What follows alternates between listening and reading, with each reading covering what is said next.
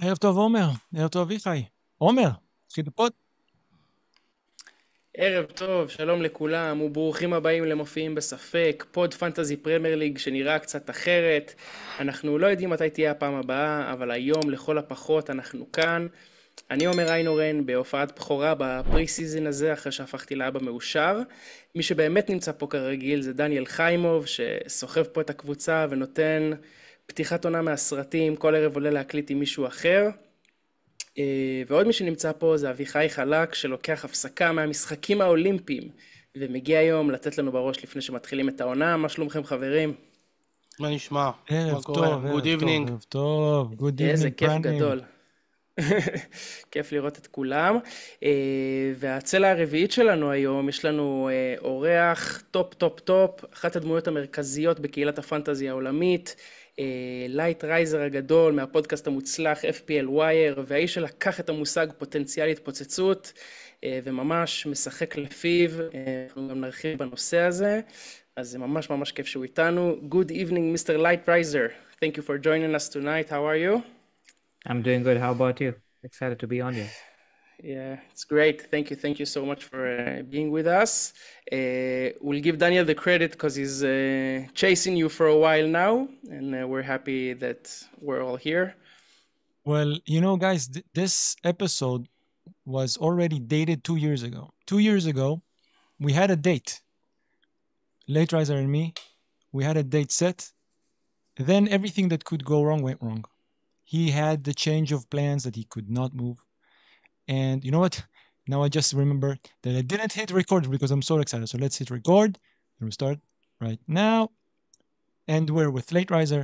And this episode was supposed to happen 2 years ago. And something changed on his end. Avichai, your grandfather, I think, passed away like a few days before. Omer went to see Maccabi Haifa. And that day I knew it's going to take a while to get it back because he's one of the busiest content creators and he's not even full-time FPL. You know, we had last season, we had James from Planet FPL. We had Az from Black Box. Actually, Az also is not full-time, but he was at some point, I think. We had Lee Bonfield that is actually also, you know, she also, I think, works for the league now or something. And he's one of the busiest, you know, people in FPL, and he's not even full-time. He's doing so much content, and I knew it's going to be hard to get him back, but he was a class act through and through, and he told me, I'm coming on. He told me, you know, even if we didn't manage it this time, I'm coming on the pod. He gave his word, and he stuck by it. So Pranil, welcome to the pod. Thank you very much for taking the time. How are you? I'm doing good. I'm doing good. I mean, thank you firstly for the kind words. This was long due, like I mentioned, and you know how it is during preseason gets really busy. At the Wire, we've been recording almost every alternate day, and with it being not my full-time gig as well, it takes a beating, especially since I have a wife and a family and all of that as well. But she's fast asleep, and I'm excited to just chat some FPL. We've got 10 days away from the season, so can't wait to just getting into it. Doesn't it feel like when you're doing all this content and like 2 hours ago it was a month, to the league, and now it's 10 days. I don't know if I'm ready. Yeah, and I feel like from the time the game has launched to today, there's not been a ton of information. Like a lot of the big players are only just getting into their camps. So I feel like the last 10 days are going to be very crucial in terms of things we probably learn. KDB has a new haircut. What do we do, What do you make of that haircut? Do you like it? Absolutely not. I think, the chances of him being an asset is decreasing even more with this haircut. I'm little bit jealous about people that didn't open the application yet. I do change and substitutions every day. 2 weeks ago, I opened the Apple settings in my iPhone, and I see that in the application of the Fantasy between 2 to 4 hours a day. So I say to myself, relax. You don't need to do nothing. You know all the players. You know all the fixtures. You know all the prices. Relax, man. I talk to myself. I say to myself, relax, man. We told you before we started recording with Avichai, it's like that, but for 38 game weeks. He's talking to himself. Don't take a -4. Don't take a -8. That's the style of player that he is. Then he takes a -12. Yes. Sometimes even a -12 can happen. So usually when we have a guest on, the first thing we start asking is tell us how you started playing and a bit about the early days, So take us through. I mean, FPL generally for me started how it starts for probably all of us, which is just rivalry and bragging rights with your mates. And that's how I discovered Fantasy Football Scout, actually, which at that time felt like a cheat code, honestly, in terms of what Mark was doing, in terms of giving us concise information throughout. And that's how I got involved with the community. At that time, I was in college, and during college, you have a lot more time on your hand compared to when you're working or whatever. So you spend hours and hours on the forums, made a lot of friends, got associated with Scout, and that's how I got more and more sucked into FPL. Started doing really well also, which I think helps keep interest as well. And busts your ego. Yeah, boosts your ego. Yeah. And then Scout one day sent me an email saying, why don't you want to write for us? And at that time, I just wrapped up a startup that I started with my friends, which was a mobile application development company. And I was doing like a double shift, and I was like finally focusing on one business. And I'm like, I don't want to get into two things again. And then credit to my wife, she was like, this has always been your sort of love and hobby and passion. And it won't feel like work if you get into content creation. So I gave it a shot, and 5 years later, been writing for 4 years, been doing a podcast for 3.5 years. And I think I got lucky also, because I think the first year I got onto Twitter was my career best season as well. So I think in terms of timing, that sort of helped on where I randomly got back onto Twitter, had a decent history. But the first season on Twitter, I finished 30th in the world. So people were like, okay, this guy. And I play a little bit like Avichai. I take a few risks. I play from the heart. There's a little bit of like gambles, like I once captained Anthony Martial when he was a midfielder, and he scored a hat-trick against Sheffield United. So those kind of moves, it's not your like slow sort of graph. Not your typical FPL tip. I think by the way, I think that's the season I start following you on Twitter after the Aguero hat-trick. I think against Aston Villa when they were rubbish. I think that he scored like 6. He wasn't in anyone's thoughts because he wasn't even nailed to start. And I think you captained him or something. He scored 3. He got like a monster haul. And then probably one of the tweets like exploded. And then I saw, wow, who's this guy? And the thing is, Pranil is one of my favorite like managers because of his style, because I think I find my style in him. And I wanted, when we're going to talk, we're going to see probably your, later we're going to see your, let's put it even now. I want to see your rank history and exchange. And the thing is that it feels like that you had 3 out of the last 4 seasons not as good, because you had like a super season, then the last 3 out of 4 not, and the same seasons were very weak for me as well. And the question, that comes to mind for me after last season, is there a shift? Is there a shift in the style of play? Maybe we need to adjust. Maybe we're taking too many risks, and maybe the risks taking, now it's when you're punished, maybe it's more expensive. I don't know. I don't know, man. I feel like during those last 3 or 4 seasons, a couple of times I was sort of finding my way as well. And it also depends on how strong the template is and whether you can take it on or not. And I feel like there was a little bit of confusion in terms of me wanting to play a little safe sometimes and me wanting to play a little risky sometimes. And I feel like I've found my way sort of in the middle, where it has to be sort of, you can't be too risky, but you can't be too safe, and you have to really measure your opportunity. And last season, I thought was quite good. I enjoyed it. The season before that, what happened is that we had so many double game weeks in the second half of the season that the player pool game week 20 onwards was very limited. I remember that very clearly. So you had to actually just pick player A and B because he had 2 more games than player C and D. And there was literally no other option. So I felt confined. So if you had a poor start, there wasn't much opportunity to gain rank, which wasn't the case last season. I thought it was quite chilled out, quite relaxed. And I'm really looking forward to this season because I think FPL have finally done a really good job with the pricing as well. And there is room to differentiate from the crowd as well. So I'm looking forward to it. But I think another major factor in how the game has evolved is like the community got a lot smarter. When we started playing the first season, who gave a damn about effective ownership, Like, Yes. What did that even mean? Now everybody knows I captain Haaland and it might even hurt my rank. So the community got a lot smarter. But I wanted to ask you, how does the content creation, how does it change you as a player? Does it affect, now like people listen to what I have to say, maybe I have to, live up to my character and take that risk, or you know what I mean? Yeah, it probably affected me the first season or 2 of content creation, where there's a saying, right? If you dig a hole, sometimes you dig deeper.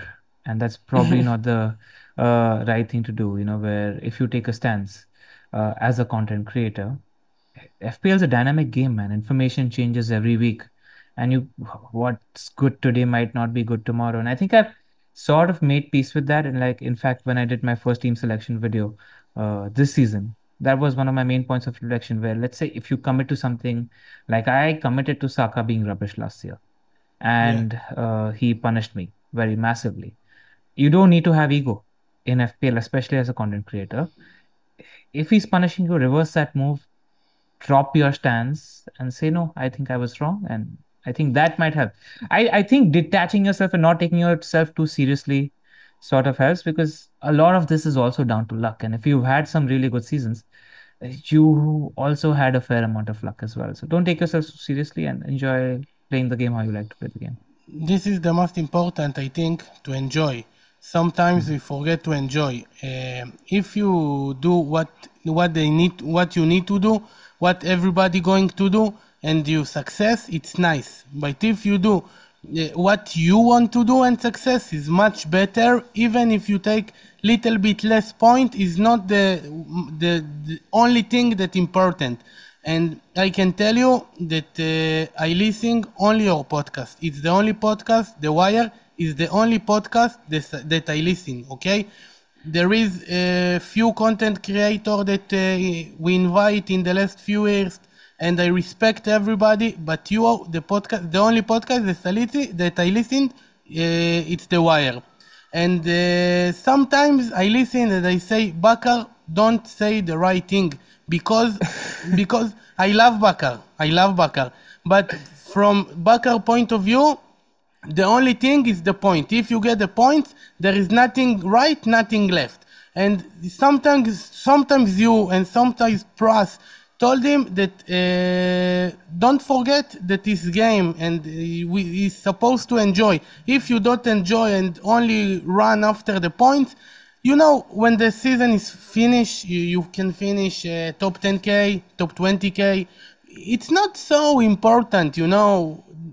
If you enjoy, if you get points from Livramento, I'm Newcastle fan, so from players, you know, 2 years ago, I get Almiron in game week 4 or 5, and he give me so many points. Last year, I do the same thing with Anthony Gordon. For me, this is the win. I don't care about, you know, I finish 100, 200. It's fine. If I dream about outstanding season, but I know that it's very pressure and I can't, you know, it's very hard for me with this pressure, you know. Few years ago, I start season about 400 in the world without chip. Wow. After game week 1, yes, when Son scored against Manchester City. It was 8,000. It wasn't 400. But it's still good. It was 8,000. No, Daniel, no. Okay, I was maybe I was top 6K. Top 6K, I maybe think. 6K. That's so great. 6K. Top 6. Daniel think only he know how to play. Okay, Daniel. I was top 6K, and I feel, you know, my heart pop. When Son scored a goal against Manchester City in Sunday, I think, oh my God, I do this. And 38 game weeks, you know, like this, it's crazy. I can't. Yeah. You know, Avichai, that's what separates, you know, the big players from the boys, you know? You have to, you know, to manage the pressure. You know, you got someone here that finished 30th in the world. I think that was the season. Wow. It was actually 31, but the guy who finished first, they found something he wrote about, you know, Sterling or something, and, you know, they took it away from him. So in the end, he got to 30, but I remember he was trying to win it. He was like, I think maybe like 150, 250. That's why I always tell you guys, because he's saying the same thing. You're getting to the last, you know, the last few game weeks. You have to look at it as, you know, if I'm in top, not to you guys, you know, to the other people in our league that were doing very good. If you are like 150, you know, like 250, we had, you know, we remember like 2 years ago, the guy who won our league.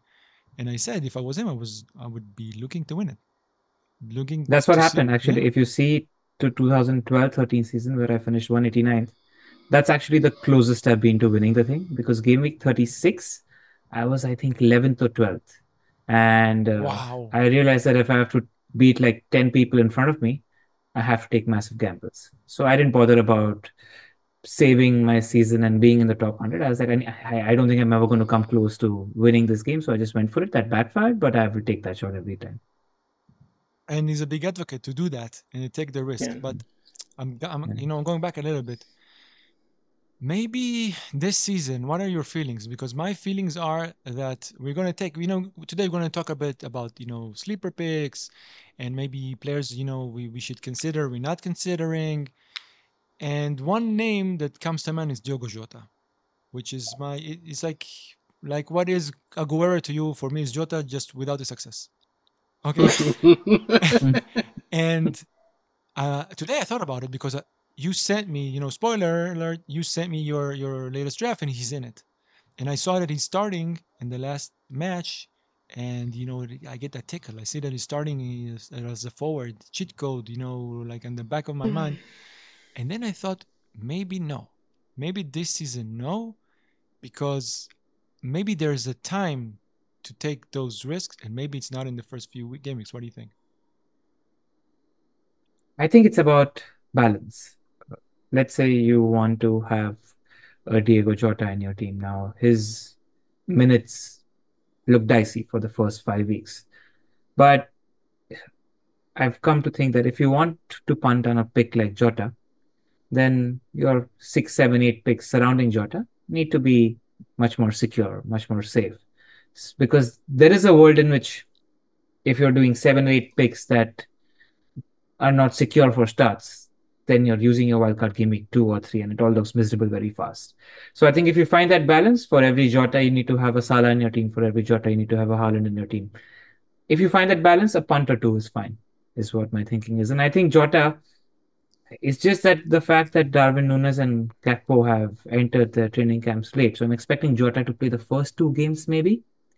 And then if he plays well, he sticks. If he doesn't, 7.5 million is a great price point where you can move to Odegaard or Bruno at 8.5, or you can go down to the 6.5 midfielders. You can go to Gordon, you can go to Minte if you want, So it's a price point in the middle, which enables and Jota's got brace potential in him. So at the moment, it's between him and Gordon for that spot in my team. But Lייטרייזר, it's along with Salah or without Salah? With Salah. Wow. Of course, what are you talking Liverpool about? have great fixtures. Yes, but there is new coach and we didn't know what we're going to... You're going to know everything, Avichai. Today, you're going to learn something, that gift. Yes. So today, I know that Arsenal lead 3-0 against Leverkusen and play very well. And Zinchenko 5.0 start and score goal. So that's what I know today. Also, he changed his number, Avichai. Now he's 17, not 35 anymore. It's also a huge factor. Huge. I love Zinchenko very much. I love all the Ukrainian players. Zinchenko, Mikolenko, Zabarani. But they're so busy on defense now. They play with the soul, They have Timber coming back. They have Calafiori now. That's true. I don't think his minutes is going to be secure at all. No. I just say that he scored a goal. I don't say that you're supposed to buy to the fantasy team. No. I thought. Let's put fantasy for 1 second aside. Football-wise, how do you see the upcoming season? Do you think Liverpool will get back to themselves? Arsenal, do they have what it takes to kick Man City off? What I'm expecting from this season, I think City will win the league again. I think Arsenal will run them close again. But I've always felt that Arsenal need this one incisive, ridiculously good goal scorer. Thank you very much. You listen, Avichai? To get really close to City. Because City have a cheat code. What City is doing is they're stockpiling on these creative people, on these tricky wingers, because they got this Norwegian beast in the middle of the park who's just an XG magnet and scores goals for fun. And while Arsenal are doing the great thing, you need like one X factor player, I feel like, that will just see them through. I think that's the thing that's missing between them finishing ahead of City and not. And Liverpool will be good. I feel like talent-wise, Liverpool are comfortably in the top 3 squads in the league. I spoke to Josh from the Anfield Wrap yesterday as well. And while there might be some bit of a transition period, he was of the opinion that actually Liverpool did need this transition because it was getting too chaotic and Slot is going to implement a little more control. I just think there's a lot of talent in that front 6 irrespective. And the other squads aren't comparable. So I'm expecting Liverpool to finish in the top 4. And I expect them to finish in the top 3-4 goals irrespective, which is why and they've got good fixtures to start the season. So I don't mind punting on them early on.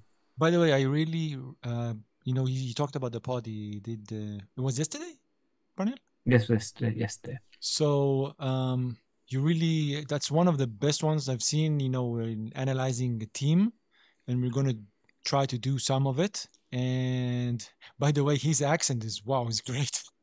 He has like a very thick Scouse accent. They don't say K, like Avichai, they say.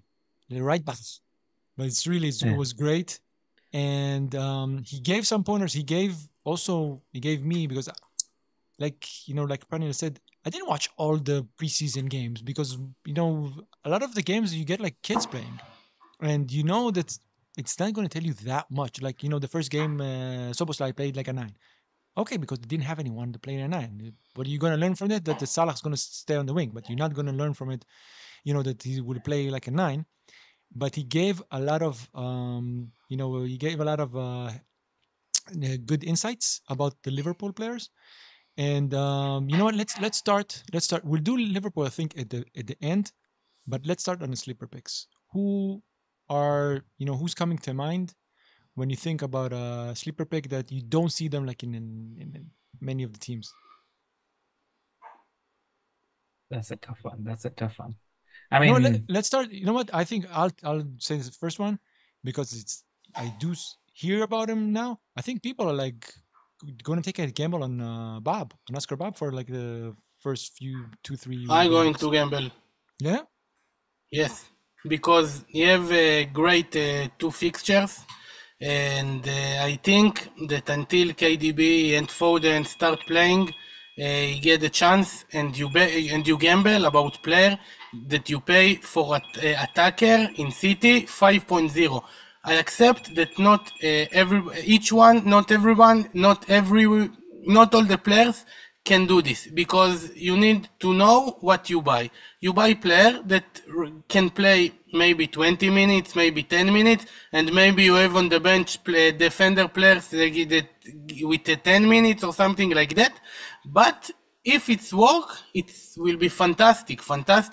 And I know that Pep loves Oscar Bob. I know that he loves him. So in this such of fixtures and squad problems, I think it's very good options. Then you can take Son, Salah and Haaland, or Jota, Salah and Haaland. Now in my team, Odegaard, Ben White, Salah, Isaac, Haaland. So you have good options with Oscar Bob, but you gamble. This is the problem. You don't play straight. The problem is that I feel that you're banking in a transfer later, or you're making a huge gamble. Even on a 5 million, it's not the end of the world. Like, what is it between him and Rogers? Yeah. Between him and Souček. Willock. Souček.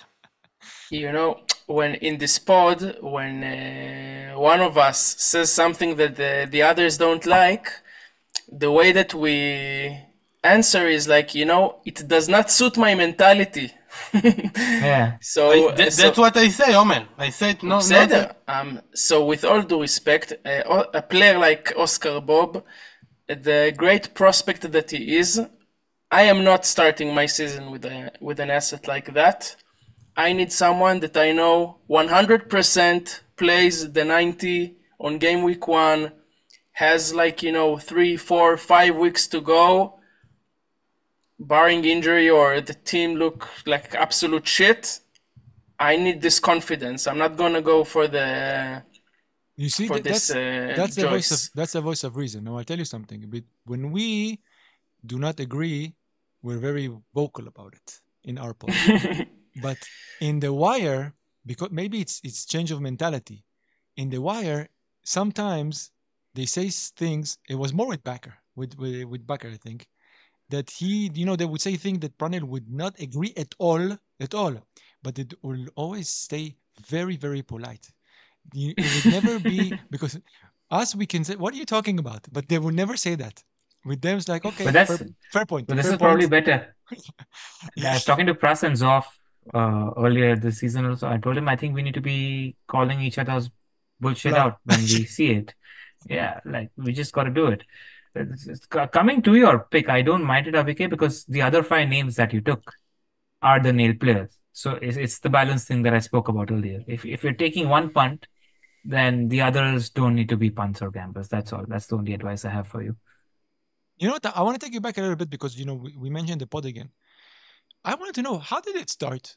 Because, from the viewer side, it felt like someone came to you and said, you know what, let's, you guys, each other. Maybe just this season, I understand that you know each other, like, not in person, that you and Zoff still haven't met. Haven't met. Which is, and Pras, you only met him, this season. And when Yeah. he started with Bakker, I don't know if you guys met or not. Probably Not even, met. no, probably even more difficult. Crazy. Wow. Yeah. Actually, guys, we started with, I met Avichai only after we started podding. You know, Omer and I, yeah, we did meet, but with Avichai, like the first time, it was only after, was, you know, in COVID. But Yeah. I wanted to know, how did you guys actually, because it looked like someone told you, you know what, let's do, because I remember you had with some company, I don't remember. Actually, Dream Set Go. yeah, Yeah. Dream Set Go. And Yeah. it's like they gave you like the platform. You are, you know, important voices in the community. You know, let's do this. Let's start a pod. That's how it felt like. So I don't know if it was it. that's how it started. So it was after the first year of writing, and I did a couple of appearances on Scout.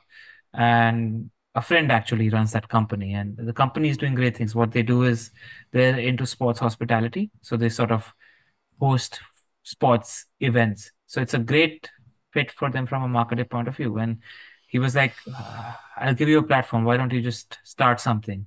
And Zoff felt like the perfect fit for me to partner with because him and I have very contrasting personalities. So we would cover both ends of the spectrum in terms of I was the more sort of risk taker and he is the more measured FPL player. So that yin and yang personality sort of helped. And Bakker at that point brought in the numbers, etc. as well.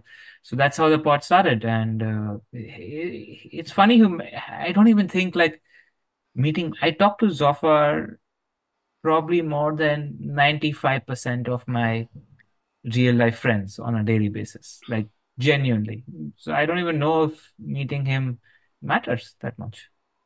Actually, I think it doesn't matter. I think most of our friends right now are from, you know, because they play fantasy. Actually, Yeah, you know, on our exactly. end, we met so many people from it. We met, you know, Israel is it's a small country. So we got Yeah. friends with like other content creators. We have friends that are actually broadcasting the league, you know, and the only way we could get to even, know them is from like leagues and stuff. And then from there, you know, you're creating content and you get to know them and you become friends and you create more content. But you do this like, this is like the third season or the fourth season now? Fourth season now. Fourth season. This will be the fourth season. And you crossed the 30K 30K. landmark, Yes. which is amazing. Yes. Yeah. Very Because happy about that. because they talk in regular and they don't talk. They talk like the players, you know. They don't talk they are better or something like this. That's why people love you. That's what I think. Yeah, it's just You generally you talk in with the level of the eyes of the listeners. correct. And it's just about people who love to play the game, that like talking about the game. That's essentially the vibe that we're going for. And we always feel like our job is to give as much information as possible. Like if you see on the last 3 years, we don't talk too much about our teams. We talk about the games and providing value to the listeners. So that's what we try to do. But this year we're changing that. Outside of the main pod, we're doing like 10-15 minute videos where each of us individually are going to talk about our teams as well, because some people want to listen to that, but that's probably not going to be covered on the main pod. Omer, you wanted to ask something? I like to ask questions. Go ahead. Not about fantasy, about sport in India. Before we start talk, I talk with you about Neeraj Chopra, about sport in India, about the Olympics, and I have a question. When you walk in Bombay street, you see a lot of children, a lot of people which cheers Manchester United, Manchester City, Arsenal. Everybody love football, but you never have a famous player or no one, or Indian football teams. No, nothing. When I see India in the World Cup, when I see India in football, one player in the big league, why you didn't? It doesn't happen. Why does it happen? First of all, they have Sunil Chetty. Now you can go on. Yes. We have They Sunil love Chetty. cricket, they love all the sports, but football, everybody you see with shirt, Manchester United, Liverpool, Manchester City. So what happened is, unfortunately, cricket is far above and beyond everything else in terms of interest in the country, in terms of first choice spot that people go towards. With the IPL, we're probably one of the richest leagues in the world. Uh, it's just where the money is at the moment. But there has been a lot of investment in the last decade, I think. And the result of this grassroots investment in the country isn't going to come immediately. It's going to be 20, 25, 30 years later. In fact, I read just 2 days ago that for the first time, Snapdragon wants United to tour India in the off-season next year, which I think will be massive for the country. So when do I expect India to... When do I expect to see India in a World Cup? I think I'll be lucky if I get to see it during my lifetime. But I think... The same like Israel. Same like us. Yeah, but I don't think... I do think that in my lifetime, I'll get to see an Indian player or two playing in one of the top 5 leagues. I do think that isn't that far away. We wish you that. I remember Yes. there were some players, but they didn't represent India. I remember Michael Chopra at Newcastle, Ah, yeah. Indian origin. I remember Vikash Doraso. It was like French or something. I don't know, but he had French, yes. yeah. Yes. He was quite a player. That's sometimes that's a problem if they're good. India is the best. India is the best country in the world. If Vichai you've never loves been India, you're welcome to India. The Indian people are the best. Once I was in a big party in Goa. I make LSD, and then I take my iPhone and buy Bruno Fernandes. It was 1 week after Bruno signed in Manchester United, and he gave me points every week. I say to everybody, this Bruno is amazing. He's amazing. Since that, I love him, and I don't like so much Manchester United, but Bruno, I love very much. We don't try this at home. Yeah, Not try this. It won't work every time. Some of the times you're gonna take this LSD and you're not gonna get any Don't points. do So LSD and then do that. open the Don't do fantasy application. It works once, not every time. that. But I have to ask you. I also have a... Oh, okay, Go go ahead, ahead. No, go ahead. Okay, so let's get back to football a bit. So, when you construct your team, obviously everybody's trying to condense as many players from the top 6, let's say, or top 7 now. Which team do you see this season,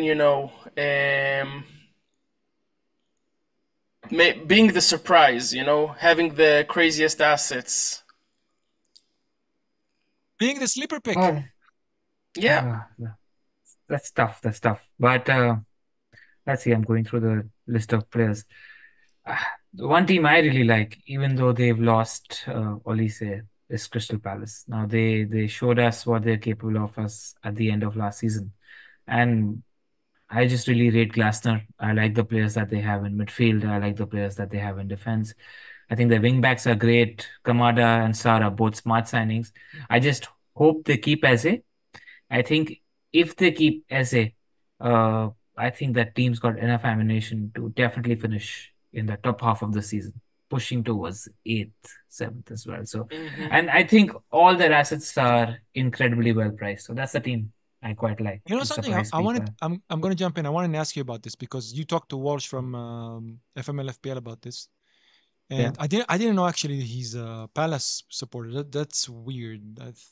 Someone in New York actually supporting Palace. We had one guy here that's supported Palace, but he was actually English. Anyway, and I see Eze in so many teams now. One thing I'm trying to do this year or not to do is get carried away after picks I'm not 100% sold on. I didn't go week by week yet. I wanted to check Eze without Olise and without Mateta. Mateta's not going to start. Mateta going to play. Mateta come back 4 days before the season start. I think he rest between the games. He going to play. Maybe one game he didn't play. Okay, maybe. And that's it. But he look like lion. Mateta outstanding now. But I'm saying I'm not sure. We all know that when he's playing without Olise, okay, they got Sar. I'm not sure it's the same. He might have a period of time fitting in. It's just that most of the data that you must have seen with Eze and Olise was under Palace under Roy Hodgson and Palace under Glasner day and just night. different beasts. That's the main thing is I rate the coach and I rate the players at the team. Olise is a big loss, but I think Kamad is a really astute signing. He's used to playing under Glasner. I think he scored 11 or 12 goals under Glasner. 5.5 million, decent pick as well. So yeah, I just rate the team. As Okay, I'm long as sold. they keep Esse. No, by the way, something he might start the season there. I'm not 100% sure he's going to finish the season there. I think Yeah, there's heavy talks with like Spurs and stuff. So I'm not And really sure. with Alvarez also going, City will be in the market. My God, they got so much money for Alvarez. It's insane. Wow, that's Crazy. insane. Yeah. That someone, from I don't know actually how, to address that transfer, because you're saying, okay, maybe he wanted to, maybe also like a cultural thing. Maybe he wanted to be in Spain. Something it could happen. And he's a top player, and maybe he think he should play more. But he played last season. It wasn't always great. He wasn't always a 9, but also but they bring him as number 1 next to Griezmann. It's different. Yeah. And also Yeah, Simeone is Argentinian. It's, he wants to be a first pick. But probably. that kind of money is crazy for Alvarez. Genuinely. It is crazy. Up to 95 million euros is insane. Yeah. That's It's a bit much. City buy these kind of players. I mean, in this sums, they don't really sell. Yeah. And as somebody like, you support Liverpool, we have Omar supporting Arsenal out here. You don't want City getting that much money to spend in the market because that's just free money. Yeah. No. You know what? I'm going, because that's the thing. When Avicha is here and it was like a last minute, so everything is like we go back and forth. I'm going to go back and forth one more time. I want to ask you about FPL in India, because we talked about football in India, and he said, okay, it's like we got number 1, it's cricket, then like a lot of open space, and then maybe like number 10 or 20, you got, football. But FPL is pretty big, no? Yeah. You've been Pretty big. Actually, you've been working with the Premier League India, no? I used to work with Premier League India. I work with them once in a while. FPL's big in India. Picking up, every third or fourth time I go out into the mall or restaurant, people recognize me as a content creator, which is pretty cool. So yeah, man, it's because I think the broadcasting coverage in the country is really, really good. And there is a very high viewership for the game. And I think in general also, EA Sports and FIFA and their contribution towards kids watching football also has like a sort of trickle down effect where people play these games and then kids form their first sort of sense of rivalry, and then they start supporting clubs, and there's football available to watch for not that much money as well. So I think that's the reason why FPL is popular. The coverage And is not nowadays expensive? people want to get more and more engaged, right? Yeah. Until I think a year ago, we used to pay close to maybe 10 USD a year to watch all of Premier League, all of HBO, all of Disney, and a lot of cricket. Wow, sounds good, but I don't know. Yeah. How Good package. Good package, man. Avita, you got IPTV. Maybe you check it out. You get Okay, let's go a little bit, further with the sleeper picks. We talked about Palace. You said a few. I'm getting sold on Munoz, even though I didn't want to put so much on defense. But I do need, because at the moment I still have Palmer in my team with Haaland and Salah and Isak. Wow. I'm not sure Palmer will stay there, only because I still didn't see him playing.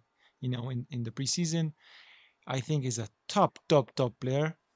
And if he could do what he did last season with what they had there, I think he's due for a good season. But maybe he would not start on game week 1 or even 2. So at the moment, I have a very, very thin. I'm very thin on defense. But then I said, you know what, maybe okay, we can downgrade him to someone else. Maybe an Ez. I don't have Ez on my team, and then free some money up for the defense. And I do need someone that I'm not gonna shuffle around like every week, because okay, I'm gonna go with like a Robinson, but I need someone that could play in and out game every week. Doesn't matter he's playing unless like he's playing.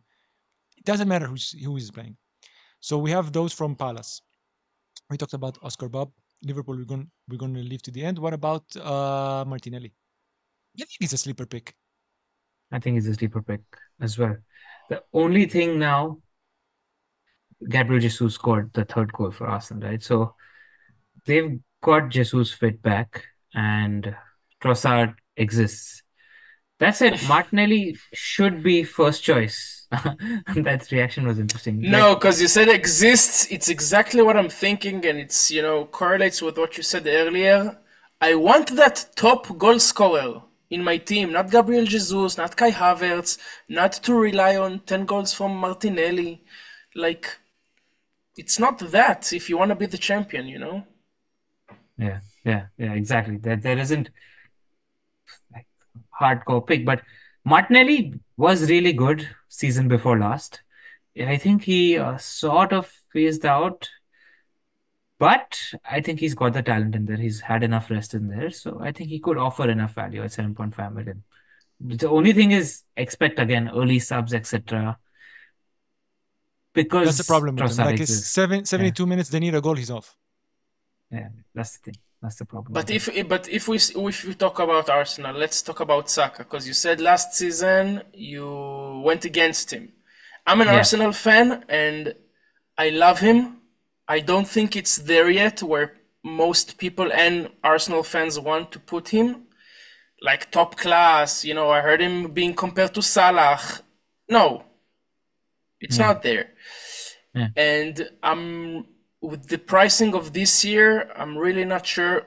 Football-wise, I think Odegaard is much more important than him to the formation. I don't accept with you, definitely. Okay, football-wise, I'm saying. Football-wise, fantasy-wise. But Saka fantasy, is one of with the best. with this pricing, and also you want to go with Haaland and Salah, obviously, because of the fixtures.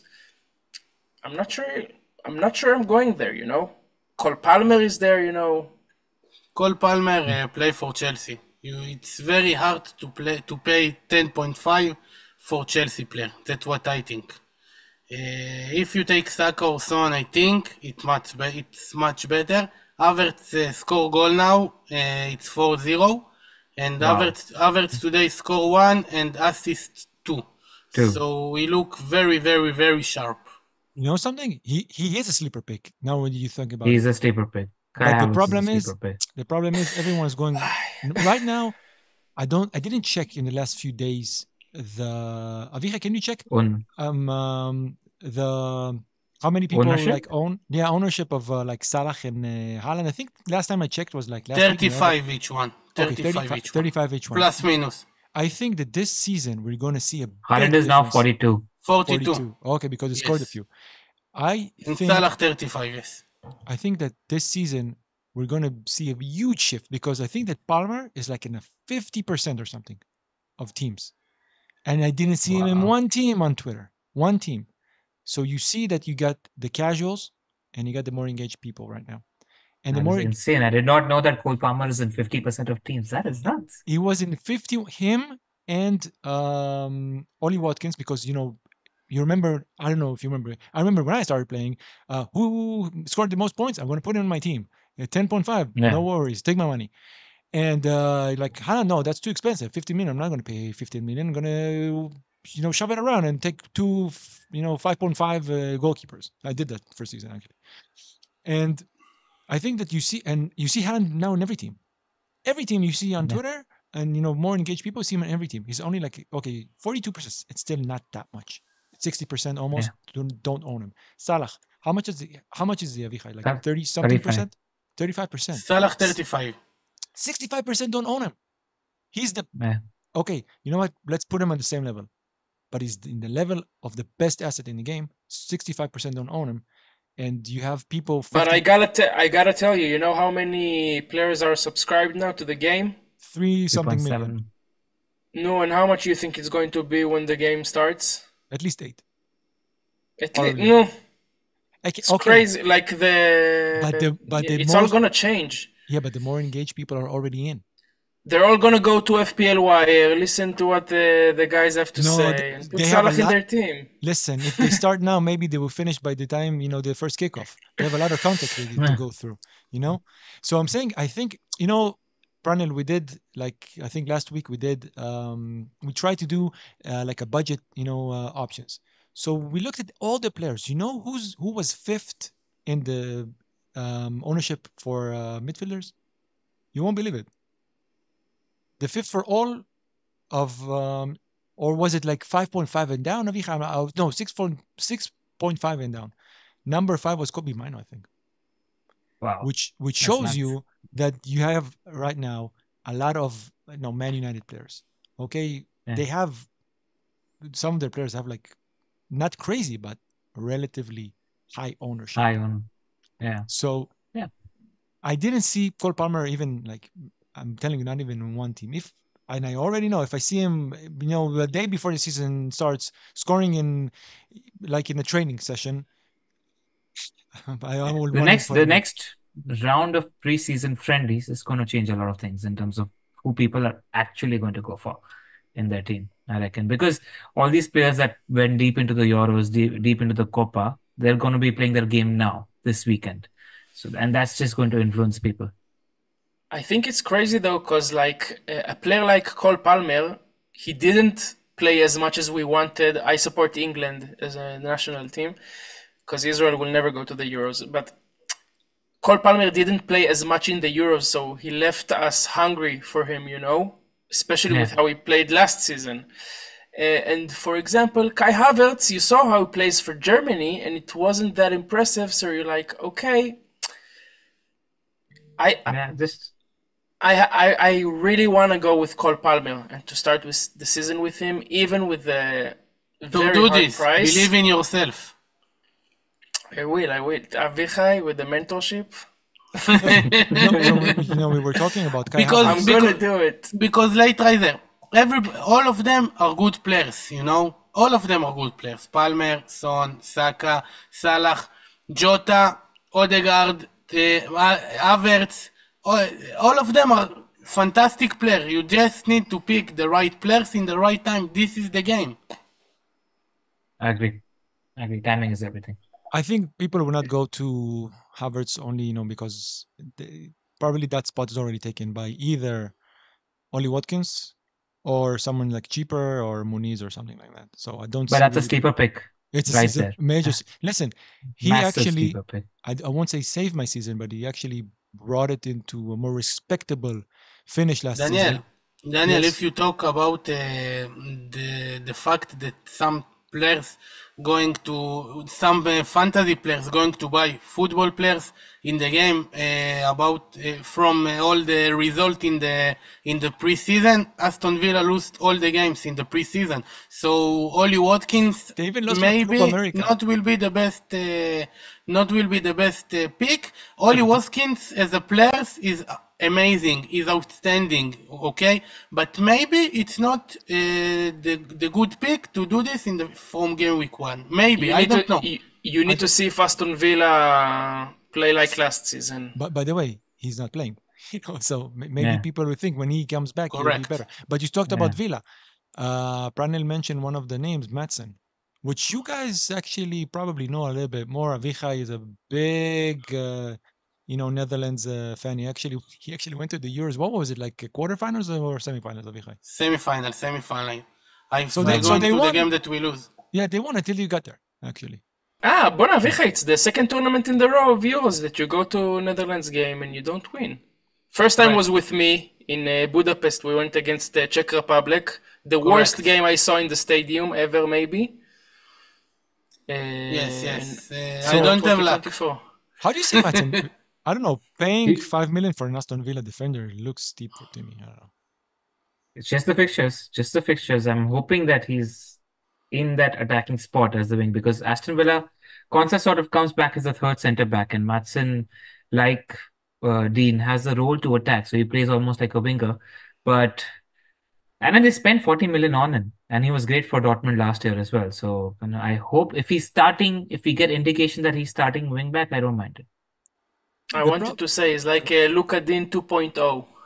But Luka Dean 1.0 wasn't that great for us. It was a big troll. No, he Big troll. gave some points.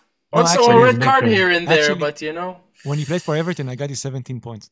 But listen, the thing is, and maybe we're getting to the BPS, the change in the back of our mind. But the thing is, okay, do you see clean sheets there? I don't see even not in the start. We already know that when the season starts, there's less clean sheets, and I don't really see their clean sheets. So you're chasing goals, because if he only gives 1 assist, so you're getting 5, okay, and we probably not getting bonus, so you're chasing goals from a defender who's playing very high, is very talented, but you're chasing goals. Outside of the second game week, which is Arsenal at home, game week 1 is West Ham away, game week 3 is Leicester away, game week 4 and 5 Everton and Wolves at home. You could walk into 2 clean sheets, I think, with Martin. That's the thinking. The fixtures are there. That's all. Okay. That said, I'm still looking at Konsa and then going with maybe a Robinson or something. You just need to make sure you find somebody to play in game week 2 when they play Arsenal. Outside of that, all of them are sort of playable fixtures. Okay. guys, excuse me for 1 second. That's my cue. It's my first episode as a dad, and unfortunately, I have a baby crying and a tired wife that I have to assist. So I will leave you at this point. I can't Thank you, wait. Omer. I tell you what, we're saying goodbye to you, okay? And we're going to Thank change you the very screen. much, Lייטרייזר, for coming. It was great. Cheers. And we'll go I'll into hear the next part tomorrow. Yeah, we'll go into the Liverpool bit. Okay, Omer? We're going to have a Yalla. little transition here. Bye-bye, good night, Omer. When Bye-bye. Take care. we're still here. Okay. Probably going to need... Oh, okay, Avicha, you have Omer's name right now. I'm going to change... No problem. It's okay. Okay. Pranil is still with us. Let's change here. Let me see here. See, this is what we do live. All good.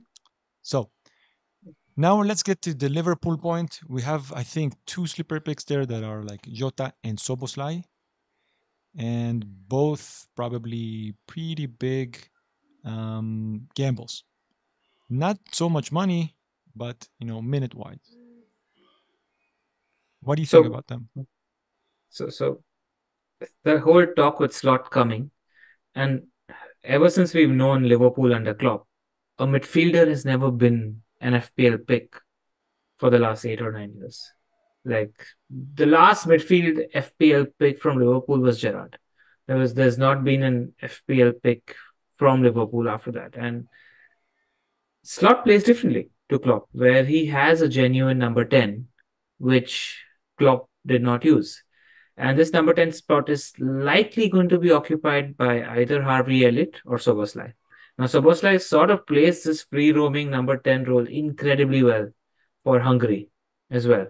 And Josh, who I spoke to from the Anfield rep, sort of confirmed this suspicion where they don't play a 4-3-3. They play like a 4-4-2, where there's a back 4 with 2 wing backs and there's a double pivot. And then the 2 wingers and the 2 ahead of him are responsible for attack. So it's obviously going to be 1 striker and then 1 number 10 or sort of support striker. And that's why this number 10 position could become a genuine option in that So Liverpool set. something. Yeah, I have something about that. Something. If we're here, we're doing everything from the beginning. So we're just remind that we have the Scout has a new app. We have in the description 40% off. They have it. And if you're here, give us a like and subscribe. And here, let's do the Liverpool. So first of all, let's see. This is the fixtures. So they got Ipswich away, Brentford home, United away, Forest home, Bournemouth home, Wolves away. It looks kind of green all the way. Like even you can say the first 12. So going without Salah, or maybe even more than just one, I think people should reconsider if they're going without. And what you talked about their setup, so it looks like this. This was against Betis, and we see that Szoboszlai was like the 2 number 10s, like you said, him and Elliott, and here we see that the right back and the left back, or like their right back, like he said, is they're going through, and like they're overloading. This was against Betis. Okay, the 2 10s could be Soboslai and probably a 9. Okay, like a Jota or something. But this is more about the right back and left back. What you said. This is this was versus Arsenal, and they're playing like a 3-4-4. They're using the goalkeeper as another player. So continue. Here you said, we got Salah, and here was Carvalho on the flanks. And here Soboslai played probably more of something, he could play. They played without McAllister, which is a top player. And they have linked with Zubimendi today. Yes. Who's likely going to be their 6. Yes, they're looking for a 6 from, outside the league. Yeah. That would be probably a major key, because we know that Slot is not a big fan of Endo, which I understand why, because Endo is really good. Technically really good players in that position. Yeah, he's very good at getting the ball, but if he needs to pass it forward, then it starts to get tricky for him. If we're looking at this, we can know that probably one of the 2 pivots would be probably McAllister. Okay, and let's see how it is in action. We can see here the goalkeeper, the 2 center backs, and then you got a 4. You got right back, left back, which is interesting. We need to talk about this, and the 2 pivots. Okay, now that actually frees the right back and left back. If you see like the third goal, I think maybe the Tsimikas goal was assisted by the right back. Actually, it wasn't by the right back, because he got into the box. He made a cross. I think Jota missed it, and then Tsimikas scored from like a close range. But it's interesting because Robertson is not starting the season. And, we talked about sleeper picks. Maybe I didn't even think about it until I saw your episode with Josh. Maybe Tsimikas.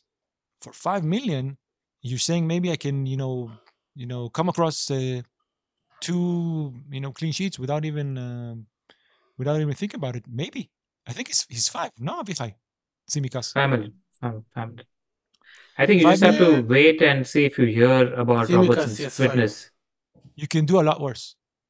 I think you can do a lot worse. Just have to see what Robo's fitness is like at the start of the season, because we don't know about that at the moment, and we'll probably know about that in the next 10 days. So it depends on that. But what happens with the wingbacks is, if one is sort of staying back, the other one's attacking. So both the wingbacks are going to be attacking. It's not going to be the inverted stuff that we saw in the last season under Klopp. They're going to be playing as genuine wingbacks, and that's what's going to happen this year.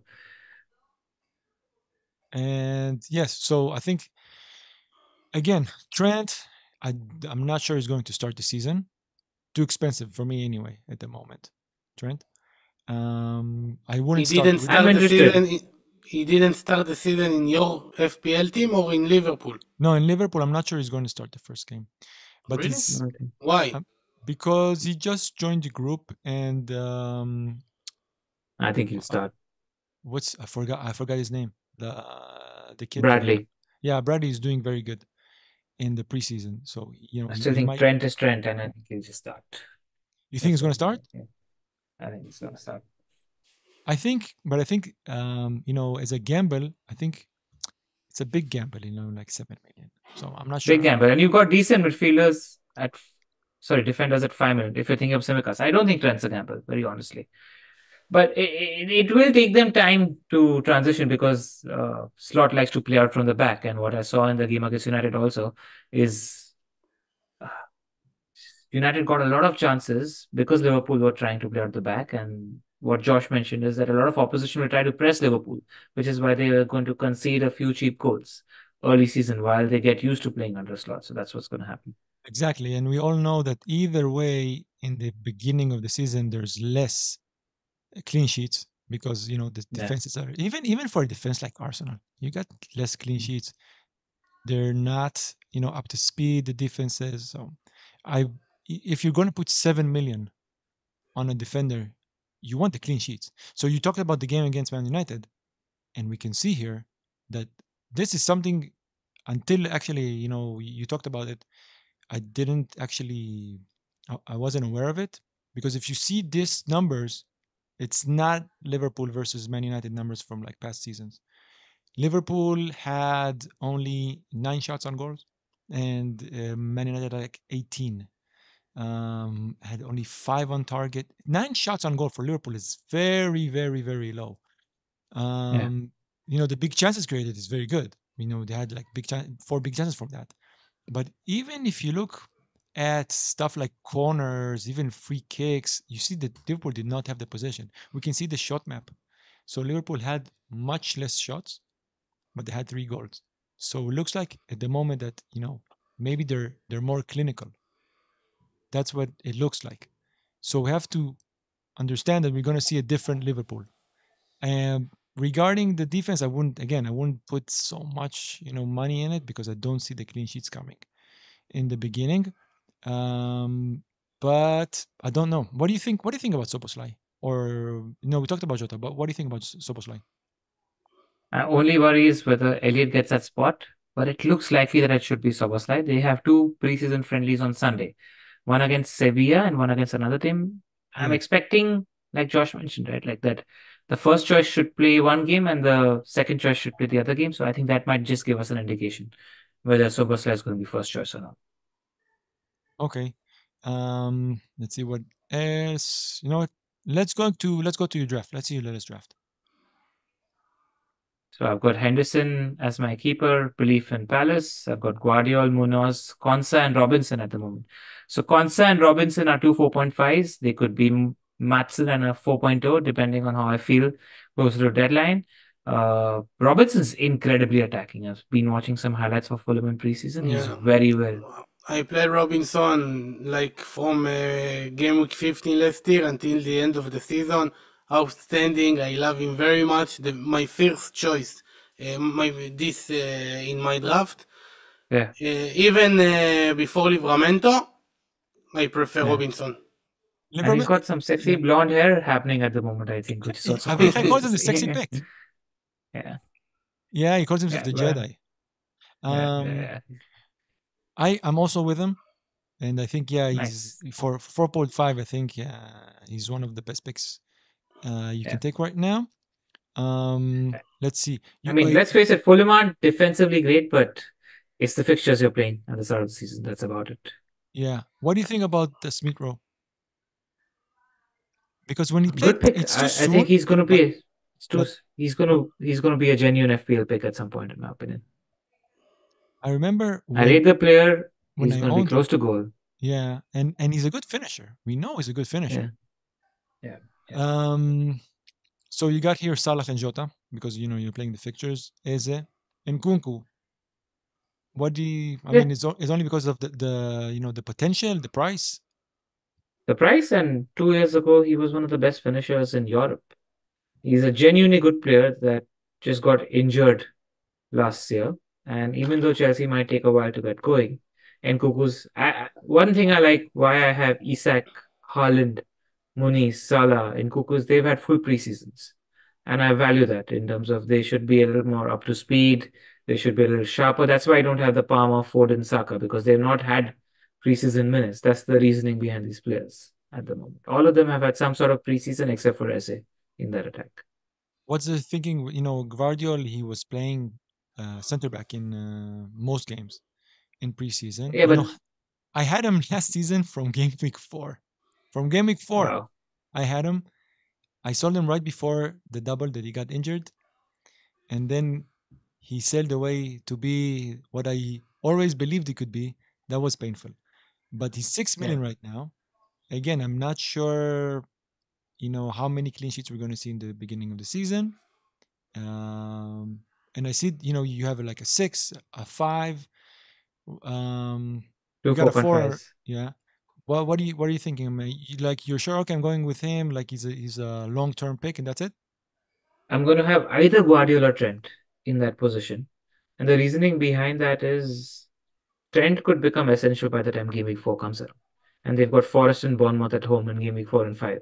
So I just want to have a decent amount of money parked in that spot irrespective. At the moment, we're not sure whether Guardiola is going to be playing left back or centre back. The thing is, none of the centre backs were available for City to pick from. They were all traveling.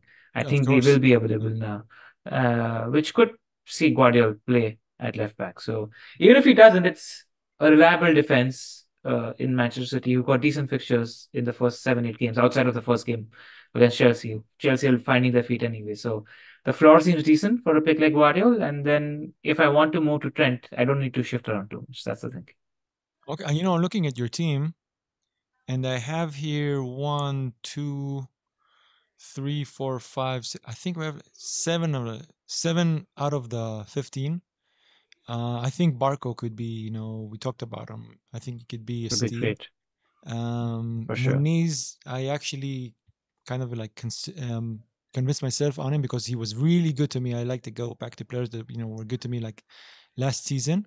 Looks like a solid team. Who is still on the balance? You said okay, Guardiola or Trent. You see major Muniz, I'm changes not here? sure about. You're not sure about? Muniz and Jota are the two players that I'm not very sure about, because Anthony Gordon is on my mind for sure. Because Newcastle have great fixtures to start the season. So one of Jota or SA could become Gordon. If I'm convinced that he's going to start the season, what do you think? Is he going to start the season? Because he's not had preseason. Yes. He back to the training yesterday, and Gordon very strong player. You have Sela Cup in Saturday and Sunday, and if we see them play, I think he's going to play definitely against By the way, Southampton. he did not sign a new contract, and he's still very strong on Liverpool's radar. He play for Newcastle. Enough, Daniel. He play for Newcastle. He stay in Newcastle. I read every day the Chronicle and Athletic. Gordon will stay in Newcastle 99%. Daniel dream that Liverpool buy Gordon, and every time he say maybe Gordon left. Gordon in Newcastle. If Liverpool buy Gordon, we all know that, and we all make our sense about it. But for now, he play for Newcastle, and that's it. I'll tell you what, if he's going to Liverpool, you're going to see like a chain reaction. It's going to start with probably like Luis Diaz going somewhere else, and then Gordon coming to Liverpool, and then you understand after that it was only because Newcastle had to sell. They didn't want to sell him, and I think we're going to see still a few transfers. I'm not sure until game week 1. We haven't seen many transfers this window. I think there is a lot of movement that's going to happen until a lot. Tony, even Eze, we don't know about it because I remember. I don't know if you remember last season, after the game they played in Spurs Stadium, all of like the Spurs players like hugged them, like it was like you could feel that something is going on there. There's a lot of talk about them, and we know that Spurs usually they don't do their business like super early and nice. Sometimes they leave it like till the last minute. So we're going to see some transfers. They're going to change our teams. One transfer that could rip our drafts is if Trippier is going to Saudi. If he's going to Saudi, we're all going to put Livramento in our team. It's going to be a great pick.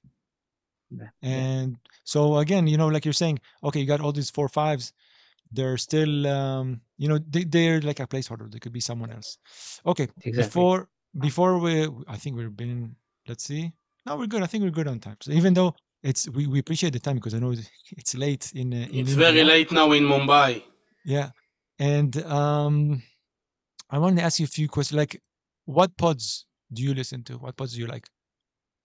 I every week listen to FPL, my favorite pod by a distance, because it's a very chilled out, relaxed, football focused FPL pod. I'm not very analytics driven, numbers driven FPL manager, and Prasenzoff do a good job of giving that access to me on the wire anyway.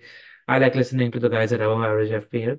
I think they do some good FPL content. When it comes to FPL, these are the main two pods that I listen to.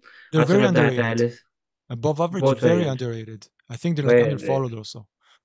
It's a very good pod, and I still like they're under the radar also. And they've had a great preseason. They've had some great guess. They did a pod with the StatsBomb guy this year, Yeah. the guy who started StatsBomb. Yeah. Interesting pod from a footballing perspective, which is the kind of content I enjoy. Okay. And this season upside chasing, where do you see it? Because we know we can save up to like 5 transfers. Do you think it would be better for this, or maybe it could hurt it? I think it's better, especially because of pricing. Like last year, you could have Saka, Watkins, Palmer, Haaland, and Salah in one team and not worry about things too much. I don't think that's possible given the pricing for all these players this year. So it's very much going to be dependent on shifting them around based on the fixtures, which is why something like upside switch chasing could come into play this year, I reckon. I think that this is like the first season after like 2 or 3 seasons that, you looked at your team from last season and said, wow, I can't get there now. Yeah, you And can't get there. it wasn't, it used to be like this every season. Like, how am I going to, construct a team from this? All the players I had like last year, they got a bump up in price. And last season was not like that. I think 2 seasons ago was also not like it. But this season, it looks like it's back to normal. And I think it's good Yeah. for the game. I agree. Okay, Avichai, got anything else? While we still Just wish all the best to Lייטרייזר, and thank you, and I love India very much. And I talk with you, and I think when I can fly with my wife to Goa or something like that. he's from Mumbai. You're from Mumbai, right? I know, he's from Mumbai, yes. I've also Yes, been yes. I've been in Mumbai a few The times. Indian people, Daniel, the Indian people, a lot of them travel only inside India because India is so big and there is amazing nature in the north, in the south, Dharmasala, Kudai Canal in the north, and amazing countries, Karnataka, Tamil Nadu, very, very, very beautiful, the best people in the world. I always say the Indian people are the best, are very friendly, and namaste. Namaste. Thank you so much. Such kind words. You know something I wanted to ask you, he's talking about India.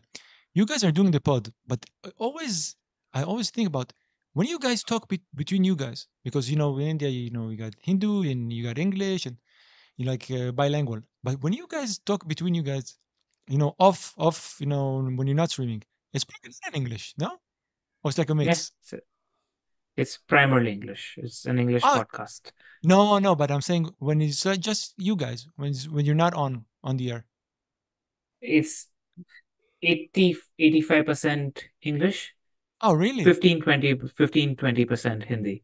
And that 15-20% is sometimes just curse words or like, Hindi phrases or something of that sort, which English doesn't quite give the emotion to. But maybe 25% when I'm talking to Zoff, I think now. Pras is primarily English. Zoff Okay, I'm talking to every day. So 25-30% because of Pras it is based in England. Okay. Yeah, listen. but he's a Delhi boy, and Delhi is. He's from Delhi? He's from Delhi. He's much more local at heart compared to Bombay and Chennai. I have to tell you that I really like the thing that you did when you hit the 30K and you all came like in traditional Indian clothing. I told Avichai when we hit 1,000, we're gonna come in suits. He's gonna need his suit from his wedding. Hopefully this season, man. Yeah. So actually now I'm gonna do like a little outro in Hebrew. And thank you, Pranil, for your time. It's been a pleasure. It's been interesting, fascinating as always. תודה לכל מי שהגיע עד לפה. אנחנו, כמו שלייטרייזר אמר, אנחנו מנסים להגיע לפחות ל-500 עוקבים ככה לפני העונה. עשינו עוד כמה פרקים. ביום ראשון יש לנו עוד פרק של Out of Position, ובשבוע הבא בעצם פרק אחרון לפני העונה. אז תנו לייק, תירשמו. פרניל, thank you very much again. Good night, Avichai. It was good to see you. You almost didn't make it, Avichai. On the banner, we have your on the cover. We have you as like grayed out. I have to change it now because you made it. But I knew I knew you're gonna make it. I knew you're gonna make it last. Because 2 years ago we were supposed to do this, and we didn't do this because we wanted all of us to be here. So at the end, we managed to do it when we were all here. It's been a pleasure. Pranil, good luck this season. both on FPL and content Would creation. like Lייטרייזר, we trust you. You was in our podcast, you are gonna be the best this season. Maybe not 30, but very best. 300 is Cheers, also cheers, okay. appreciate it. Good luck to you guys as well. It's been so much Thank fun you. just hanging out and talking FPL to you guys. Long time coming. Thank you so much for It's having been me. a pleasure. Good night Thank you. everyone. לילה טוב כולם. תודה. ביי ביי.